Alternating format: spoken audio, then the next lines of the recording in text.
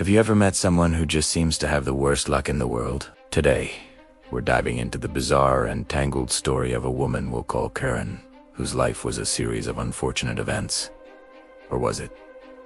This isn't just a tale of bad luck. It's a deep dive into a web of deceit, clever schemes, and a multi-million-dollar insurance fraud that took years to unravel. Buckle up, because this story is a wild ride from start to finish. Our story begins in a quiet suburban town where Karen was known as a friendly, albeit somewhat dramatic, neighbor. To her community, she was a single mother who seemed to be constantly battling one crisis after another. There was the time her basement flooded, ruining priceless family heirlooms. Then, a freak hailstorm shattered every window on the north side of her house. Not long after, a kitchen fire, supposedly started by a faulty toaster, caused extensive smoke damage. Each time, friends and neighbors would rally around her, offering sympathy and support. Karen was always so grateful, tearfully recounting her latest misfortune. But behind the scenes, a different story was unfolding. For every catastrophe that struck Karen's life, there was an insurance claim. And these weren't small claims. The flooded basement, a payout of $50,000. The shattered windows, another $20,000. The kitchen fire, a cool $100,000 for damages and living expenses. Individually, these claims, while large, didn't raise immediate red flags. Unfortunate things happen, right? Insurance companies process thousands of claims like these every day.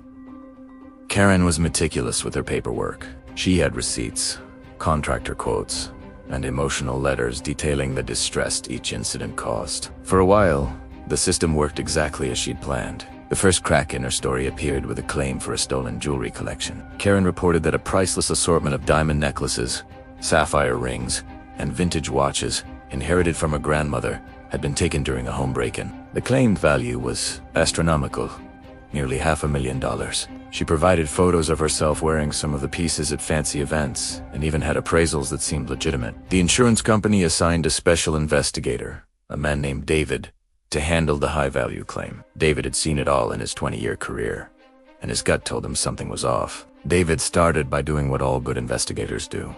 He started digging. He reviewed her entire claims history, not just with his company, but with others she had used in the past.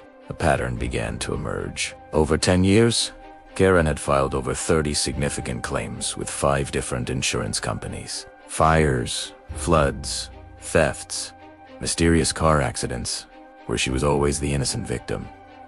The total payout, it was creeping toward $2 million. The sheer frequency was statistically improbable. It was like she was a walking disaster magnet. The jewelry claim was the key. David decided to look closer at the appraisals. He contacted the appraiser listed on the documents. The address was real, but the business had closed down 5 years prior, long before the appraisals were supposedly done. The phone number was disconnected. David was hitting a dead end, but he was persistent. He tracked down the retired appraiser, an elderly man living in a different state. When David showed him the documents, the man was shocked. He confirmed the signature looked like his, but he had no recollection of ever appraising such a collection, and stated he definitely had even signed anything after his retirement. The documents were forgeries, and very good ones at that. Now David had something concrete. He started reinvestigating Karen's past claims. Take the kitchen fire, for instance. The fire department's report listed the cause as undetermined, but noted the fire started near the toaster. David spoke with the original fire marshal, who remembered the case. He mentioned that while they couldn't prove it, the burn patterns were a little strange, more consistent with a flammable liquid being used to accelerate the blaze than a simple electrical short. At the time, with no other evidence, they couldn't pursue it. But now, it was another piece of the puzzle. Next, David looked into the flooded basement. Karen had claimed that a burst pipe had flooded the entire space, destroying antique furniture and a collection of rare books. The plumbing company's report confirmed a pipe had been replaced. David, however, hired a forensic engineering firm to analyze photos from the claim. The experts pointed out inconsistencies. The water lines on the walls were too uniform, too perfect, suggesting the water had risen slowly and calmly, more like someone leaving a hose on than a high-pressure pipe bursting. Furthermore, the antique furniture showed signs of modern manufacturing techniques. The web was getting more and more tangled. The biggest breakthrough came from an unexpected source: social media. While scrolling through old community group posts, David found a comment from a former friend of Karen's. The comment was on a post where Karen was lamenting another one of her tragedies. The friend had replied, "Here we go again."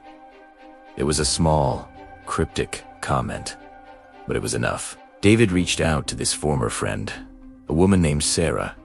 At first, Sarah was hesitant to talk. She didn't want any trouble. But David assured her she could remain anonymous. Sarah then unleashed a flood of information. She explained that she and Karen had been close friends for years, but she had distanced herself after becoming uncomfortable with Karen's constant dramas.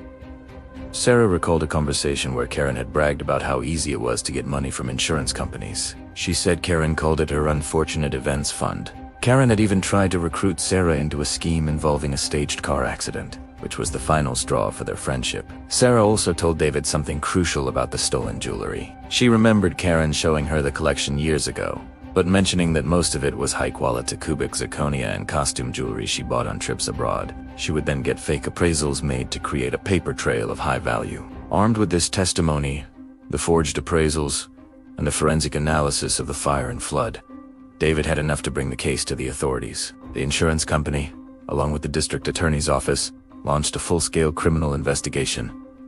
They executed a search warrant on Karen's home. And what did they find? Tucked away in a safe in her master bedroom closet was not only a significant amount of cash, but also the stolen $500,000 jewelry collection. The priceless heirlooms were right there, safe and sound. They also found evidence of her other schemes: templates for creating fake receipts, contact information for a shady contractor who provided inflated quotes, and books on how to beat the insurance system. The trial was a local sensation. The woman everyone had pitied, the single mom just trying to get by, was revealed to be a master manipulator and a criminal mastermind. Her defense tried to argue that she was a compulsive liar, suffering from a personality disorder, but the evidence was overwhelming. The jury saw through the act. Karen was found guilty on multiple counts of insurance fraud, mail fraud, and forgery. She was sentenced to 8 years in prison and ordered to pay back every single cent she had fraudulently obtained, a sum totaling nearly $2.5 million. Karen's story is a cautionary tale about greed and deception. It shows how a person can manipulate systems and the goodwill of others for personal gain. It also highlights the incredible, detailed work that goes on behind the scenes to uncover these elaborate schemes. The investigators, the forensic experts, and the ordinary people who finally speak up are the real heroes of this story. So the next time you hear a story that sounds just a little too unlucky to be true, you might just be scratching the surface of a much deeper, much more calculated plot. What do you think is the most shocking part of Karen's scheme? The sheer number of claims, the forged documents, or the fact that she fooled her entire community for so long? Let me know your thoughts down in the comments. Thanks for watching, and if you enjoyed this deep dive into the world of true crime, make sure to like this video and subscribe to the channel for more incredible stories. We'll see you in the next one.